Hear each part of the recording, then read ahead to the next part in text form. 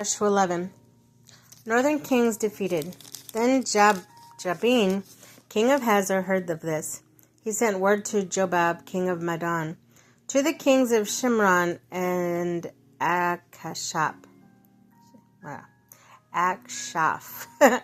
and to the northern kings who were in the mountains, in Arba, south of Kinnaram, in the western foothills, in Naphoth Dor on the west, to the Canaanites in the east and west, and the Amorites, Hittites, Perizzites, Jebusites, the hill country, and to the Hivites below Hermon and the region of Mizpah.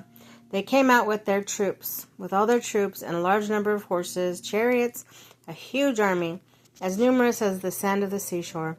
All these kings joined forces and made camp together at the waters of Merom to fight against Israel.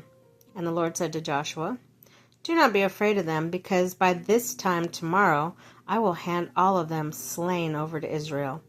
You are to hamstring their horses and burn their chariots."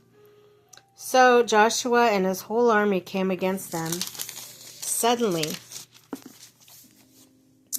at the waters of Merom and attacked them, and the Lord gave them to the hands of Israel. They defeated them, pursued them, and all the way to Greater Sidon, Mizraphah, Maim, and the valley of Mizpah, from on the east until no survivors were left. Joshua did to them as the Lord had directed. He hamstringed their horses and burned their chariots. At that time Joshua turned back and captured Hazor and put its kings to the sword. Hazor had been the head of all these kingdoms. Everyone in it they put to the sword. They totally destroyed them, not sparing anyone. They totally destroyed them, not sparing anyone that breathed, and he burned Hazor itself. Joshua took all these royal cities and their kings and put them to the sword. He totally destroyed them as Moses, the servant of the Lord, had commanded. Yet Israel did not burn any of its cities built on their mounts, except Hazor, which Joshua burned. The Israelites carried off for themselves all the plunder and livestock of these cities, but all the people they put to sword until they completely destroyed them, not sparing anyone that breathed. And the Lord commanded his servant Moses. So Moses commanded Joshua, and Joshua did it. He left nothing undone of all that the Lord had commanded Moses.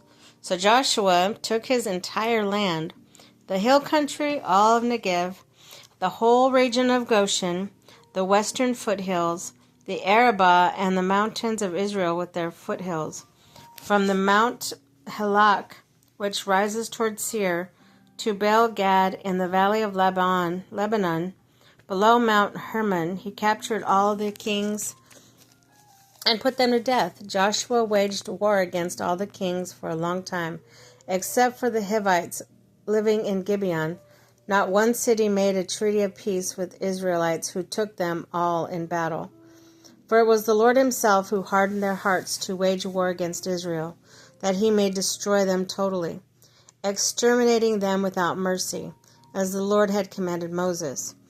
At that time Joshua went and destroyed the Anakites from the hill country, from Hebron, Debir, and Anab, from all the hill country of Judah, from all the hill countries of Israel. Joshua totally destroyed them in their towns. No Anakites were left in Israelite territory. Only in Gaza, Gath, Ashdod did any survive. So Joshua took the entire land just as the Lord directed Moses, and he gave it as an inheritance to Israel according to their tribal division. Then the land had rest from war.